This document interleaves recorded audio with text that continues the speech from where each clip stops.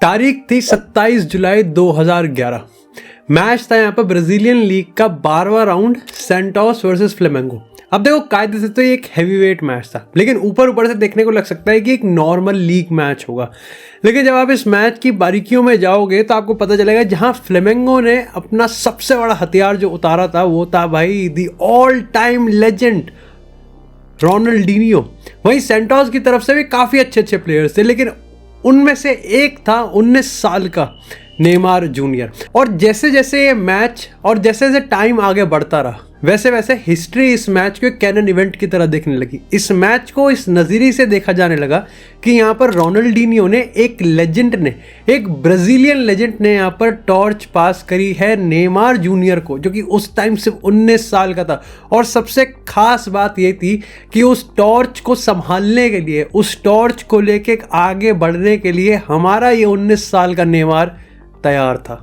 अब 2011 से लेकर लगभग 2023 तक की बात करें, चाहे हम बात करें 2011 में नेमार और रोनाल्डिनियो का पासिंग द टॉर्च, या 2013 में बात करें हम नेमार का बार्सिलोना को ज्वाइन करना, 2015 में ट्रेबल, 2016 में सबसे फेमस रेमोंटाडा, 2017 में ट्रांसफर मार्केट हिला देना, 2020 में ऑलमोस्ट यूसीएल फाइनल, 2016 में यहाँ पर ब्राजील के साथ ओलंपिक गोल्ड मेडल जीतना, 2023 में यहाँ पर अल हिलाल को ज्वाइन करना। नेमार का यहाँ पर अगर करियर की बात करें, आप कह सकते हो कि फुटबॉल वर्ल्ड में कहीं ना कहीं नेमार के इवेंट ने हिलाया तो है वर्ल्ड को, चाहे बढ़िया तरीके से चाहे बुरे तरीके से। और आज की इस एपिसोड में हम लोग इन 11-12 सालों की बीच की जो कहानी है ना, उनको पढ़ने की कोशिश करेंगे और एक बहुत बहुत कॉम्प्लिकेटेड क्वेश्चन का आंसर ढूंढने की कोशिश करेंगे, जो ये है कि पीछे मुड़ के लोग नेमार के करियर को किस नजरिए से देखने वाले हैं। अब सबसे पहले यहाँ पर नेमार की थोड़ी सी बैक स्टोरी को जान लेते हैं। नेमार का जन्म यहाँ पर 5 फरवरी 1993 को हुआ था और नेमार की फैमिली इकोनॉमिकली कुछ खास नहीं थी। बट यहाँ पर एक इंटरेस्टिंग स्टोरी ये है और फॉर्चुनेट भी है कि नेमार जब महज 4 महीने के थे तब यहाँ पर नेमार की फैमिली का एक बहुत ही फेटल एक्सीडेंट हुआ था। और गरीमत है कि यहाँ पर नेमार जिस टाइम सिर्फ 4 महीने के थे उनको इंजरी आई थी, हेड इंजरी, लेकिन उनके फादर या फिर मदर की बात करें, तीनों ही यहाँ पर सही सलामत बच के निकल गए।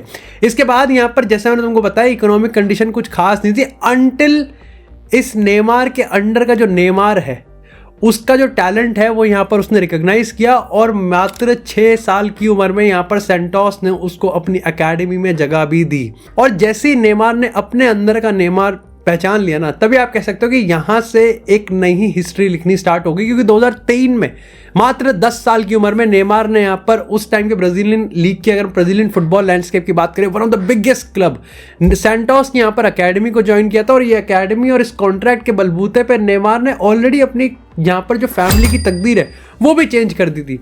ये मामला इतना हॉट टॉपिक बन चुका था कि आप कह सकते हो कि 2003 यानी कि जब सेंटोस को ज्वाइन किया था उसके 3 साल के अंदर यहाँ पर रियल मैड्रिड, जहाँ पर जिडान था, जहाँ पर कार्लोस, यहाँ पर बड़े बड़े रियल मैड्रिड के सितारे थे, उसने नेमार को ऑडिशन के लिए बुलाया था।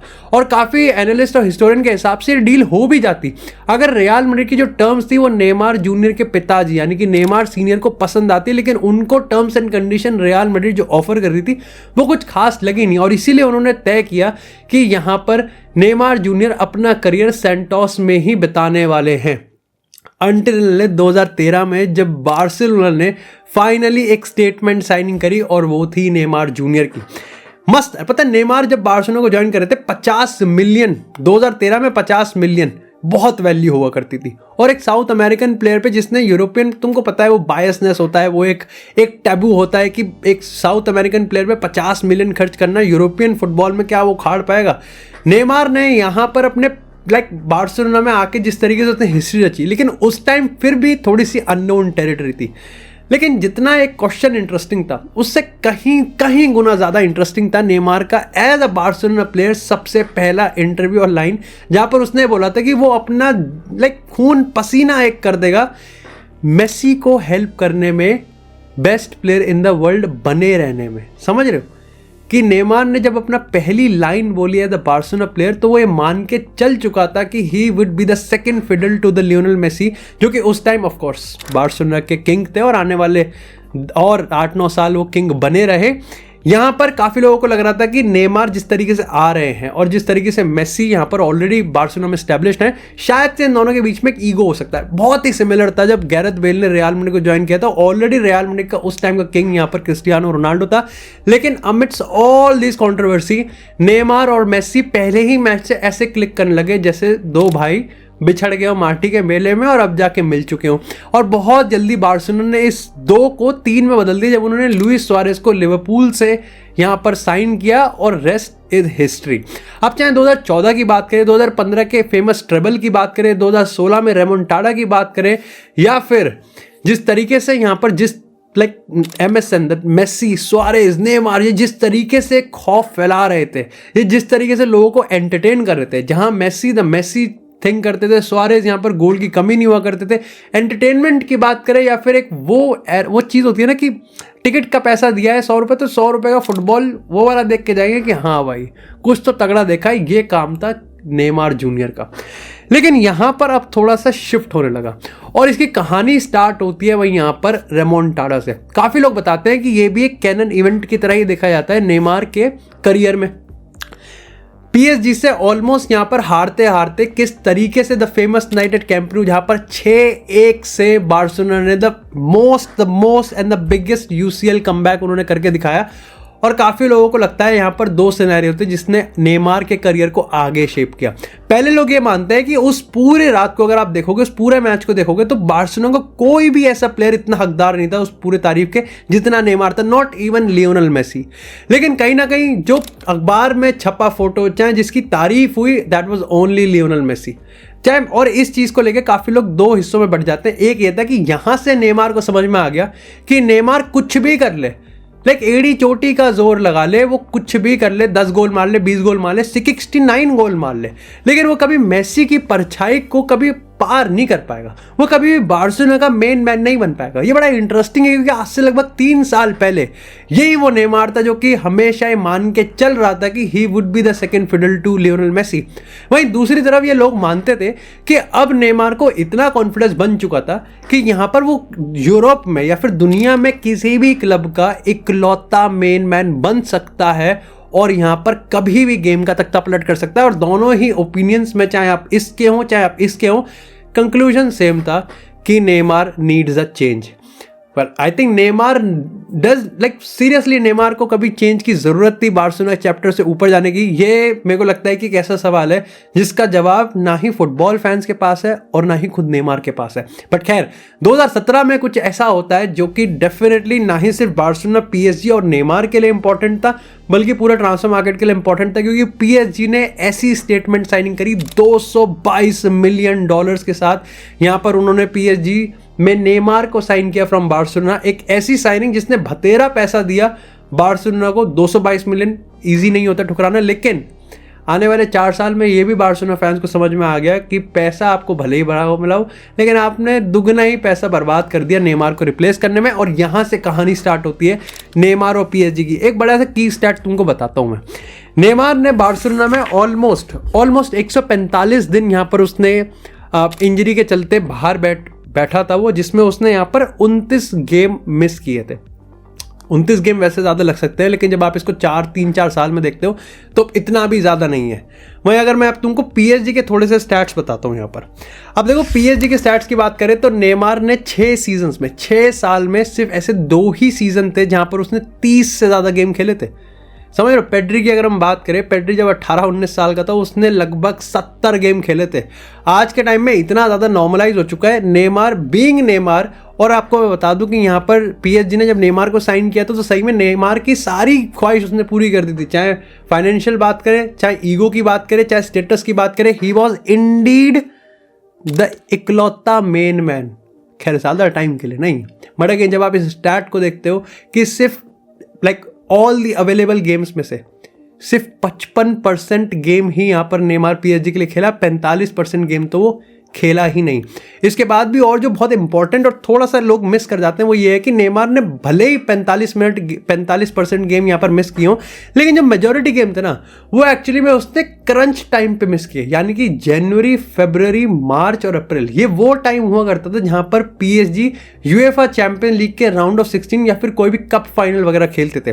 काफी लोग जरूर ये चीज माने हैं कि नेमार ने पीएसजी में रह के लीग जीती है और ये चीज की है, बट अगर आप यहाँ पर पीएसजी की ट्रेजेक्ट्री को देखोगे ना तो नेमार से पहले भी वो यहाँ पर इस चीज को जीत ही जाते, और नेमार के आने के बाद भी उन्होंने जो हरकतें करी हैं इसका plaque it's very common sense कि अगर नेमार शायद से इस पीएसजी की टीम में ना होता तो पीएसजी शायद से यही चीज रिपीट भी कर पाती, क्योंकि जैसा मैंने तुमको कहा कि पीएसजी ने भले ही नेमार की सारी चीजों को टिक कर दिया था, चाहे फाइनेंशियल आप पैसे की बात करो, कॉन्ट्रैक्ट की बात करो या फिर उसके स्टेटस की बात करो, हालांकि बहुत छोटे टाइम के लिए, क्योंकि इसमें एक चीज पीएसजी ने नेमार से बिना पूछे हटा दी और वो था स्टेटस।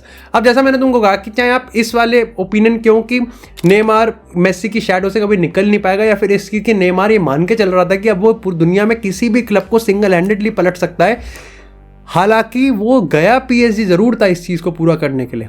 उसने चैलेंज भी लिया, जो कि मैं तो तारीफ करता हूँ इस चीज़ की कि उसने पीएसजी जैसे क्लब को, द कर्स क्लब को उसने चेंज करने की कोशिश करी, बट पीएसजी के प्लान्स तो डिफरेंट थे, क्योंकि यहाँ पर उन्होंने अब नेमार को बना दिया किलियन एम्बापे का सेकंड फिडल। इमीडिएटली नहीं, बट जैसे जैसे चीज़ें होने लगी, जैसे जैसे किलियन एम्बापे अपने आप को शोकेस करने लगा, जैसे जैसे एम्बापे 2018 में फ्रांस के साथ वर्ल्ड कप जीता, उसका स्टेटस बढ़ा, उसकी ब्रांड वैल्यू बढ़ी, उसकी अवेलेबिलिटी हमेशा रही, क्योंकि वो इंजर्ड नहीं था, वो सारे मैचेस खेल रहा था, वो गोल्स पे गोल्स मार रहा था, वो रिकॉर्ड तोड़ रहा था। ऐसे में यहाँ पर धीरे धीरे पीएसजी भी समझ में आ गई कि उनका मेन मैन नेमार नहीं है बल्कि किलियन एम्बापे है। और आयरनी की बात देखो कि नेमार जिसकी शैडो से निकला था 2021-22, वो 2 सीजन मेसी की शैडो में भी रहा है, क्योंकि भले ही अगर हायरार्की की बात करो सो मेसी फिर भी नेमार से ऊपर ही था पीएसजी की अगर हम बात करें। इसके बाद ही यहाँ पर नेमार का जो रिलेशनशिप था ना पीएसजी की हायरार्की के साथ, या फिर अगर मैं फैंस की बात करूँ वो भी डामाडोली था। इसके पीछे सबसे बड़ा रीजन ये था ना कि जहां लोग ये मान के चल रहे थे कि नेमार जब भी पिच पे था तो वो तो भाई देखो काबिलियत तारीफ है, नेमार ऑन हिज डे नहीं बीट कर सकते भाई आप। 2019-20 की अगर हम सीजन की बात करें, जहां पर यूसीएल फाइनल में 1-0 से पीएसजी हार गई, दैट वाज द क्लोजेस्ट जहां पर नेमार इस बार्सिलोना और पीएसजी वाली नेमार पीएसजी लेगेसी को पूरा ही चेंज कर देता, सर के बल्ले पलट देता। But again football is cruel sometimes. लेकिन यहां पर अगर हम apart from of the field Neymar की हरकतों की बात करें तो पीएसजी के फैंस को ज्यादा खुश नहीं हुआ करते थे। खासतौर से अगर हम यहां पर एम्बापे नेमार की उस फेमस फाइट की बात करें पेनल्टी को लेके, उसमें वैसे काफी लोगों ने एम्बापे को गाली दी, काफी लोगों ने यहां पर नेमार को भी गाली दी। उसके साथ ही यहां पर नेमार का पार्टी करना इंजरी टाइम में, क्योंकि जब वही ऐसा मैं कहा कि वो बिजनेस क्रंच टाइम में वो इंजर्ड हो जाता था, टीम चुट जाती थी, भाई अपना पार्टी करते थे। उसके साथ जब पीएसजी के मैचेस हुआ करते थे तो भाई हमारे पोकर टूर्नामेंट यहाँ पर ऑर्गेनाइज करते थे। ये सारी चीज़ें पीएसजी फैंस को थोड़ा सा खटकती तो थी। उसके ऊपर से ये 220 मिलियन का जो बैगेज था, इसको नेमार कंप्लीटली कभी यहाँ पर जस्टिफाई नहीं कर पाया। इसका प्रॉब्लम ये था कि जैसे ही इंजर्ड होता था और लोग समझते थे कि ठीक है वो वापस आएगा क्योंकि वो नेमार है, वो अभी आएगा, और जब नेमार पिच पे होता है तो बाकी के 21 प्लेयर नहीं मैच कर सकते, बिल्कुल भी नहीं मैच कर सकते। नेमार का ऑरा, नेमार का स्टाइल आप नहीं मैच कर सकते, बट पिच पे तो वो पिच पे ही नहीं होगा, साइकिल वो चेंज हो जाती है वापस से। वो जितने साल इस साल इंजरी से मिस करेगा गेम्स, वो नेक्स्ट ईयर अनफॉर्चुनेटली उससे कहीं ज्यादा गेम्स फिर मिस कर देगा। और ये साइकिल, ये विशियस साइकिल लगभग हर साल ही हुई, 6 साल। सो अल्टीमेटली पीएसजी फैंस भी कहते थे कि भाई कब तक हम यहाँ पर वेट करते रहें। एंड अल्टीमेटली पीएसजी नेमार के सहारे यहाँ पर और स्टार स्टडी टीम बढ़ाती रही, और वो चीज़ लाइक मेसी को लिया है, वो यहाँ पर एम्बापे को, सर्जियो रामोस हो गया, डोनारुमा, एंड लाइक वो इकट्ठी करती रही, but ultimately Neymar never clicked according to some PSG fans, आप कह सकते हो कि क्योंकि वो पिच पे कभी उतरा ही नहीं उस तरीके से। यहां पर आप कह सकते हो कि जब नेमार फाइनली अल हिलाल को ज्वाइन करता है 2023 में, तो वो भी काफी लोगों को लगता है कि यहां से शायद से नेमार ने खुद पे भी एक तरीके से गिव अप कर दिया है। और ये चीज थोड़ी सी खटकती तो है, क्योंकि नेमार 31 साल का यार, मतलब अगर आप बेंजेमा की बात करो, आप मॉड्रिच की बात करो, आप लेवेंडोव्स्की की बात करो, इवन आप क्रिस्टियानो रोनाल्डो की बात करो। रोनाल्डो वाज लाइक 34 जब उसने जुवेंटस को ज्वाइन किया, और उसके नंबर्स अगर आप उठा के देख लोगे बियॉन्ड नहीं है, आप नहीं उसको रेप्लिकेट कर सकते। ही केम लाइक एट 37 जब वो मैनचेस्टर यूनाइटेड में आया, और उसने पहले ही सीजन में of course like the whole drama was like थोड़ा सा वो ऑफ द पिच हो जाएगा, बट अगेन उसके नंबर्स की आप बात करोगे एब्सोल्युटली ब्रिलियंट। बेंजेमा की बात करो, मॉड्रिच की बात करो, इन्होंने बैलन डोर उठाया। नेमार इस उम्र में, अगर आप अभी करंट सीजन की बात करोगे तो Mo Salah is 32 and like the numbers we are seeing. यहाँ पर काफ़ी लोगों को अटपटा लगा कि नेमार का ये डिसीजन कहीं ना कहीं बताता है कि नेमार ने शायद से खुद भी समझ लिया है कि भाई अब हो गया। हालांकि काफ़ी लोग ये भी कहते हैं कि लाइक सऊदी जितना पैसा दे रहा था, इतना पैसा टर्न डाउन करना थोड़ा मुश्किल है।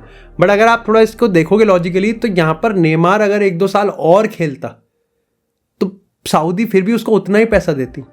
But again I think Neymar को भी पता था कि इंजरीज ऐसी हैं और इंजरीज के चलते शायद से नेमार अपने करियर को ज़्यादा प्रोलॉन्ग नहीं कर पाएगा, और अगर करेगा भी तो कंसिस्टेंटली कितना ही कर पाएगा। बट अगेन यहाँ पर अगर हम नेमार के ब्राज़ीलियन वाले लेगेसी की बात करें, देखो ये चीज़ तो अनफेयर होगी अगर कोई ये कहे कि नेमार ने कभी ब्राज़ील को कैरी नहीं किया। कैरी तो किया है, और आप कैसे कह सकते हो? एक बंदा जिसने यहाँ पर पहले को सरपास किया है, जिसने यहाँ पर लीड किया है, जो कैप्टन रहा है, जो यहाँ पर टॉप स्कोरर है ब्राज़ीलियन नेशनल टीम का, ऐसा कैसे हो सकता है कि उसने कैरी नहीं किया? However again the most common story of Neymar career, 2014 में भी नेमार यहाँ पर इंजर्ड थे, 2018 में भी यहाँ पर नेमार इंजर्ड थे, और 2022 में भी इंजरी मंडरा रही थी। हाउएवर 2016 में यहाँ पर उसने ओलंपिक गोल्ड मेडल जरूर जीता था, जिसको यूरोप में खैर खास तवज्जो नहीं देते फुटबॉल वाले में, लेकिन साउथ अमेरिका में उसकी काफ़ी ज़्यादा वैल्यू होती है। बट अगेन 2014 की अगर हम बात करें तो 2014 में नेमार यहाँ पर कैंपेन में साथ थे, लेकिन सेमीफाइनल में जहाँ द मोस्ट इनफेमस जर्मनी ने 7-1 से ब्राज़ील को रौंदू था, लाइक उन्हीं के होम पे। काफ़ी एनालिस्ट ये मानते हैं कि अगर नेमार उस गेम में होता तो शायद से स्कोर लाइन 7-1 ना होती, बट इसके काफ़ी हाईली चांसेस थे कि नेमार के साथ भी ब्राज़ील नहीं जीत पाती, जिस तरीके से जर्मन टीम स्टैंड अप करी थी सामने। 7-1 स्कोर लाइन नहीं होती, बट बात हार या जीत की होती। इसी के साथ 2018 की बात करें तो 18 वाला वर्ल्ड कप तो नेमार के लिए काफ़ी कंट्रोवर्शियल था, क्योंकि तुम सोचो कि उस टाइम अखबार ये छाप रहे थे कि नेमार ने जो 2 गोल मारे हैं, उससे ज़्यादा तो नेमार 14 मिनट ग्राउंड पे सिर्फ कलोटियां मार रहा था, और बहुत कंट्रोवर्शियली बहुत वायरल गई थी उस टाइम ये क्लिप। किस तरीके से नेमार एक्टिंग कर रहा था, किस तरीके से नेमार डाइव कर रहा था, और काफ़ी थिएट्रिकल था। मतलब आप उसके अगर रिप्ले वगैरह देखोगे तो इट वाज रियली थिएट्रिकल, मतलब काफ़ी ज़्यादा ही था। थोड़ा सा नेमार उस टाइम पता नहीं क्या हो गया था, कहाँ से लाइक टाइगर श्रॉफ से तो बेहतर ही एक्टिंग थी। बट 2022 की अगर हम बात करें तो नेमार ने क्रोएशिया के अगेंस्ट जो गोल मारा था, that was definitely one of the best गोल।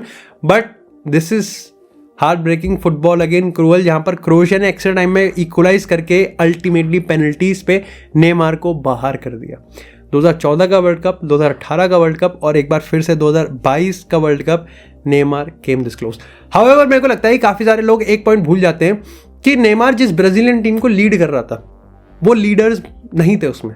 अगर इससे पहले की आप बात करोगे तो जितने भी रिवाल्डो बात करो, रोनाल्डिनियो की बात करो, काका की बात करो, R9 की बात करो, यहाँ पर लाइक इतने भरे पड़े थे यहाँ पर ब्राज़ीलियन टीम, जो इतनी स्टार स्टैक थी। ये वाली टीम में लीडर्स नहीं थे, ये वाली टीम में मेंटालिटी की कमी थी, और ये वाली टीम कहीं ना कहीं जो वर्ल्ड डायनामिक्स चेंज हो रहे थे, जिस तरीके से अर्जेंटीना लियोनेल मेसी के साथ उभर के दिख रही थी, द 2.0 आप कह सकते हो उस कॉलोनी के अंडर, जिस तरीके से यहाँ पर बाकी की टीम्स यहाँ पे अंडरडॉग स्टोरी आपको देखने को मिल रही थी, ब्राज़ीलियन टीम इस मोमेंटम के साथ कैश नहीं कर पा रही थी, और आई थिंक बहुत ज़्यादा बर्डन यहाँ पर नेमार की छाती पर डाला जा रहा था। अल्टीमेटली आप कह सकते हो कि यहाँ पर कंक्लूजन से पहले मैं एक चीज़ और बोलना चाहूँगा कि नेमार का play style, I think across the career जब भी नेमार को डिफाइन किया जाता है तो या तो सिर्फ सोलली उसके प्ले स्टाइल पे बोला जाता है, या फिर कहीं ना कहीं सिर्फ उसके करियर और उसकी ट्रेजेक्टरी को दिखाया जाता है। बट हम लोग प्ले स्टाइल पे भी थोड़ा टाइम देते हैं। मेरे को लगता है कि नेमार के प्ले स्टाइल को डिफाइन करने का सबसे बेहतरीन तरीका ये है कि अगर किसी नॉन फुटबॉल को फुटबॉल लाइक किसी भी कैजुअल को फुटबॉल दिखाना हो, तो आई थिंक हर बंदा अपनी टॉप 5 क्लिप्स में से एक क्लिप तो नेमार की ज़रूर दिखाएगा। नेमार एक ऐसा प्लेयर था जो कि आपको एंटरटेनमेंट के साथ साथ ही बताता था कि फुटबॉल को कितनी खूबसूरती से खेला जाता है। नेमार एक मात्र ऐसा बंदा भी था अपने टाइम में जब यहाँ पर ब्राज़ीलियन लेगेसी की बात करें तो वो कहीं ना कहीं फेड होती हुई जा रही थी, एंड इट वॉज नेमार जिसने उस चीज़ को प्रोलॉन्ग किया, और लगभग 12 साल तक। रोनाल्डिनियो की बात करो, R9 की बात करो, काका की बात करो, बहुत ऐसे कम प्लेयर्स हैं जिन्होंने एक्चुअली में अपनी लेगेसी को 10 साल तक मेन स्ट्रीम में रहे हों। नेमार ने इस चीज़ को प्रिजर्व करके रखा। नेमार की अगर हम बात करें तो आप ऐसा कह सकते हो कि उसके पास ड्रिबलिंग, उसके पास परफेक्ट बैलेंस था, उसके बाद शूटिंग एबिलिटी थी, वो गोल मार सकता था, वो क्रिएट कर सकता था, वो गेम चला सकता था, and he was versatile as well. Like ये प्ले स्टाइल बहुत रेयर है। मेरे को लगता है कि आज के फुटबॉल डायनेमिक्स की मैं बात करूँ तो मात्र मैं 1 या 2 मैक्स टू मैक्स 3 प्लेयर मैं बोल सकता हूँ जहाँ पर जो चीज़ नेमार करता है, क्या पता शायद से वो 2-3 प्लेयर्स भी एटलीस्ट उसको करने का दम तो रखते हैं।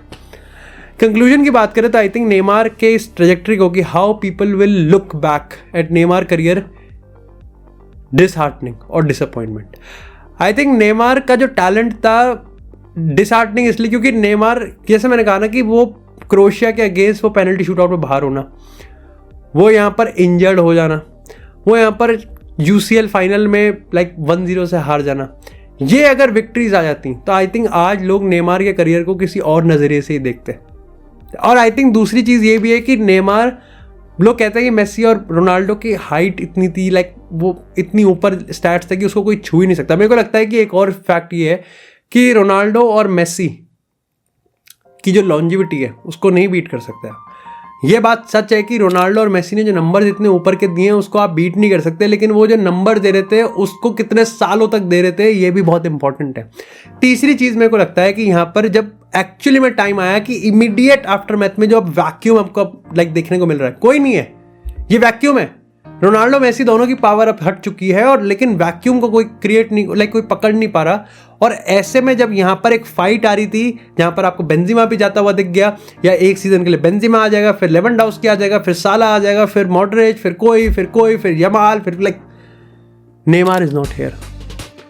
जब इमीडिएट पावर ग्रैब की बात आई और नेमार में अभी भी 3-4 साल तक यहाँ पर वो इस पावर को ग्रैब कर सकता है, बट वो यहाँ पर सऊदी अरेबिया चलेगा। तो आप कह सकते हो कि यहाँ पर अल्टीमेटली वेट शायद से नेमार के लिए काफ़ी लंबा हो गया, उसको लगा कि यहाँ पर वो सस्टेन नहीं कर पाएगा। बट आयरनी की बात यह है कि जब एक्चुअली में रोनाल्डो और मेसी की पावर ख़त्म हुई और एक वैक्यूम क्रिएट हो गया कि अब who is the new leader of the world football, Neymar is nowhere to be scene.